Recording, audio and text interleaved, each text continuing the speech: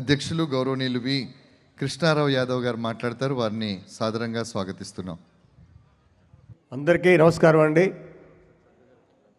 జై భీమ్, జై పూలే, జై పెరియార్, జై బీపీ మండల్. మనం ఎక్కడికి వెళ్ళినా మన యొక్క బహుజన మీటింగ్లు ఎక్కడికి వెళ్ళినా కానీ ఈ 4 స్లోగన్లు మాత్రం చెప్తూనే ఉంటారు. కానీ ఇంటికి వెళ్ళిన తర్వాత ఆ కార్యక్రమాన్ని మర్చిపోతారు. ఇది ప్రస్తుతం జరుగుతున్న సమస్య. ఈ యొక్క బహుజనుల సమస్యలను పరిష్కరించడం కొరకు ఏ విధంగా మన ప్రజానీకానికి సేవ చేయాలని సుదీర్ఘంగా ఆలోచించిన తరువాత గౌరవనీయులైనటువంటి శ్రీ శివభాగ్యారావు గారు అత్యున్నతమైన పదవిని సైతం తృణప్రాయంగా దాన్ని పరిచ్ఛేదించి ఈరోజు మనందరి సమక్షంలో ఆల్ తెలుగు ప్రజా పార్టీ అనే మన పార్టీ, మన అందరి పార్టీ, మన ప్రజల పార్టీని ఇక్కడ విజయవాడ నడిబొడ్డులో ఈ యొక్క రిసార్ట్స్లో చేయడం జరిగింది. నేను యాక్చువల్గా పుట్టింది ప్రకాశం జిల్లా అయినా కానీ ఉద్యోగరీత్యా తమిళనాడులో ఉంటూ అక్కడే స్థిరపడి ద్రవిడ దేశం పార్టీ అని చెప్పిన ఒక పార్టీని స్థాపించి గత 40 సంవత్సరాల నుంచి ఇటువంటి కార్యక్రమాలు చేసే మేధావుల్ని, వారి యొక్క నాయకత్వాన్ని బయటికి తీసుకురావాలని చెప్పని ఉద్దేశంతో ఈ 3 రాష్ట్రాల్లో, తెలుగు రాష్ట్రాలు అయితేనే, తమిళనాడు అయితేనే, ఎక్కడ ఏ కార్యక్రమం జరిగినా కానీ, ఎన్ని పనులున్నా కానీ మానుకు వస్తుంటాను. ముఖ్యంగా మనకి స్వాతంత్ర్యం వచ్చే 76 సంవత్సరాలు మీ అందరూ కూడా తెలుసు. ఆ స్వాతంత్ర్యం వచ్చిన కొత్తల్లో 80% నుండి బడుగు బలహీన వర్గాల దగ్గరే అనేక ఆస్తిపాస్తులు ఆ టైంలో ఉన్నాయి. కానీ అబద్ధాలు, అక్రమాలు, అన్యాయాలు తెలియనట్టు మన ప్రజానీకం ఉభయ ఆధిపత్య వర్గాల వారి యొక్క కుట్రలు, కుతంత్రాలకు మనం బలైపోయి మనకున్న మేకల్ని, గేదెల్ని, చిన్న చిన్న ఆస్తుల్ని, భూముల్ని మన యొక్క అవసరాల నిమిత్తం వాళ్ళకి అమ్మటం జరిగింది. ఇది వాస్తవం. ఇప్పుడు మన రాష్ట్రాన్ని పరిపాలిస్తున్నటువంటి ఉభయ 2 వర్గాల వారు కూడా స్వాతంత్ర్యం వచ్చిన తర్వాత సంపాదించుకున్నదే కానీ అంతకుముందు వాళ్ళ దగ్గర ఏమీ లేదు.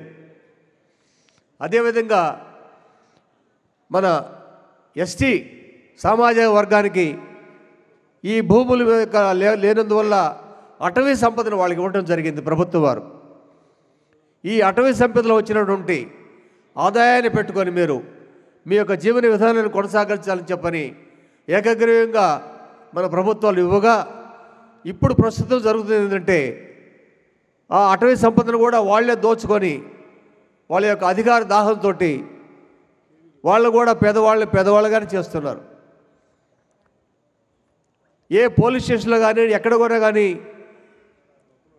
ఎస్సీ, ఎస్టీ, బీసీ, మైనారిటీ వర్గాల వారికి ఏ అన్యాయం జరిగినా కానీ మన కోసం ఎలుగెత్తి చాటే నాయకుడు లేడు. మన యొక్క కోరికలు తీర్చే నాయకత్వం లేదు.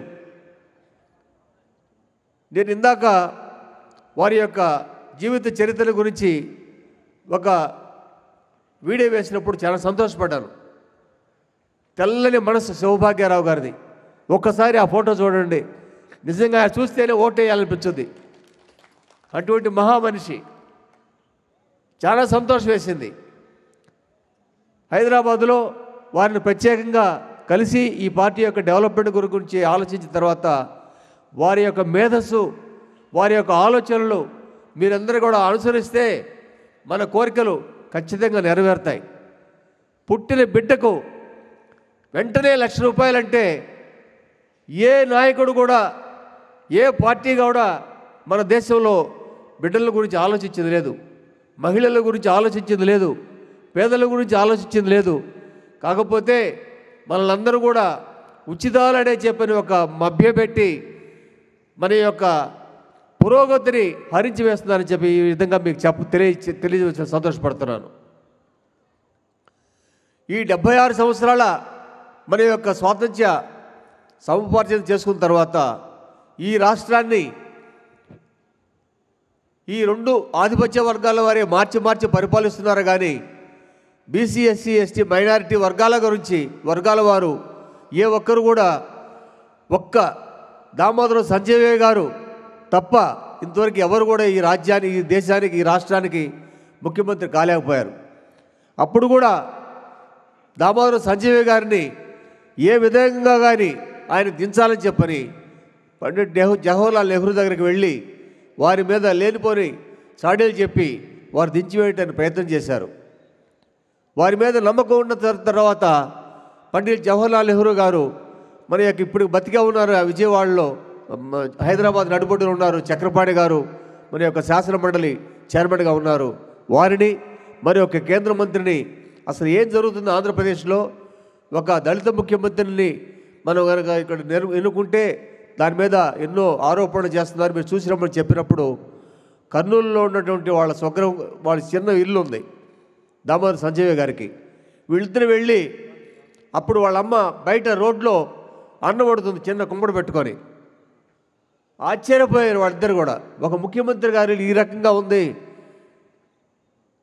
ఒక ముఖ్యమంత్రిగా ఒక నెల రోజులుంటేనే వందలాది ఎకరాలు పొలాలు కొంటారు, వేలాది ఎస్టేట్ చేస్తారు, రియల్ ఎస్టేట్ వ్యాపారం చేస్తారు, ఇదేంత పేదగుండా అని చెప్పారు. అక్కడ ఆయన మాట్లాడకుండా తిరిగి వచ్చేసారంట.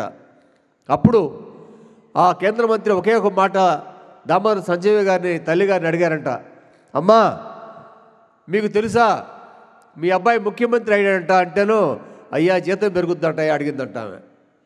అంత చిన్న జీవితం మనం సాధించాడు. మన వర్గాల వారు అమాయకులైన ప్రజలు మనకి ఎటువంటి తెలియదు. 80% ప్రజలు ఉన్నా కానీ ఇంతవరకు మన వారు ఎవరు కూడా రాజ్యాధికారాన్ని సవిచూడలేదని చెప్పి తెలియజేసుకుంటున్నారు. డాక్టర్ బాబా సాహెబ్ అంబేద్కర్ గారు ప్రసాదించినటువంటి ఈ యొక్క రిజర్వేషన్ మూలంగా, అదేవిధంగా బీపీ మండల్ కమిషన్ చైర్మన్ అయినటువంటి బీహార్ మాజీ ముఖ్యమంత్రి బీపీ మండల్ గారి యొక్క చొరవ కారణంగా 1980 సంవత్సరంలో ఈ యొక్క ఓబీసీ వర్గాల వారికి 27% రిజర్వేషను, డాక్టర్ అంబేద్కర్ ప్రసాదించినప్పుడు ఎస్సీ ఎస్టీ వర్గాల వారికి ఇచ్చిన రిజర్వేషన్ల మూలంగా ఈ యొక్క మన జీవనం కొంతమేరకు తెల్ల చొక్కాలు వేసుకొని, ప్యాంట్ చొక్కా వేసుకొని కొన్ని వర్గాల వారు తిరుగుతున్నాయి. కానీ ఇప్పటికే చూస్తుంటే కొన్ని ఎస్టీల మీద ఆధిపత్యాల వర్గాల వారు మన మీడియాలో చూస్తూనే ఉన్నాం. మన మీద వాళ్ళు మూత్రం వేసిచ్చినటువంటి ఎన్నో సంఘటనలు చూస్తున్నాం.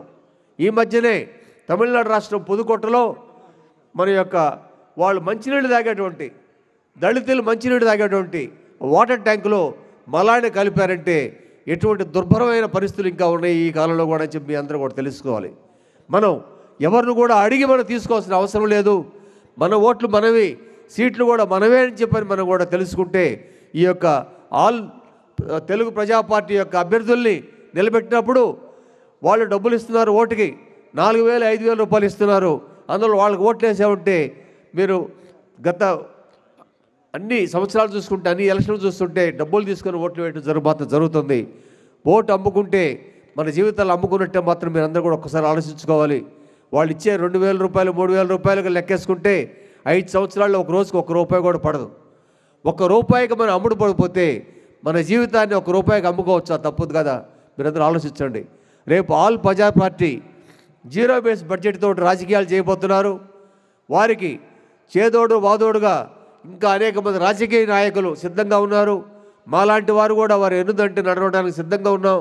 మీరందరూ కూడా మీరు ఎంతో అనుకోకుండా ఈ యొక్క పార్టీ యొక్క సిద్ధాంతాల్ని 12 సిద్ధాంతాలు ఇచ్చారని, అభివృద్ధి, సంక్షేమం, అదేవిధంగా ఆశయాలు, సంక్షేమ గ్యారంటీలని గ్యారంటీగానే చెప్తున్నాను. శివభాగ్యరావు గారు చాలా నమ్మకమైన వ్యక్తి, చాలా పద్ధతిగానే వ్యక్తి, ఒక సిస్టమేటిక్గా ఉండే వ్యక్తి. వారు పెట్టినటువంటి ఈ ప్రజా పార్టీని మీరందరూ కూడా బలపరిచి రాబోయే 2024 ఇంకా 2-3 నెలల్లోనే మనకి ఎన్నికల నోటిఫికేషన్ రాబోతుంది. మనకు వచ్చేసి ప్రచారం చేయడానికి సమయం లేదు. ఓటు మనకి ఏ గుర్తు వస్తుందో, ఈ పార్టీకి ఏ గుర్తు వస్తుందో ఆ గుర్తు మీదనే మీరు అందరూ కూడా ఓటేస్తే మన అందరూ రాజ్యాధికారం వస్తుంది. తప్పనిసరిగా మీడియా అంతా కూడా మన పక్కే ఉంటుంది. మనమే పత్రికలు స్థాపించవచ్చు, సినిమా పరిస్థితులు మనమే స్థాపించవచ్చు. అన్ని ఫ్యాక్టరీలు మనమే స్థాపించవచ్చు. కాబట్టి మీరందరూ కూడా ఆల్ ప్రజా పార్టీ గెలిపించాల్సిన కోరుకుంటూ జై ఆల్ తెలుగు ప్రజా పార్టీ, జై ఆల్ తెలుగు ప్రజా పార్టీ. Thank you sir.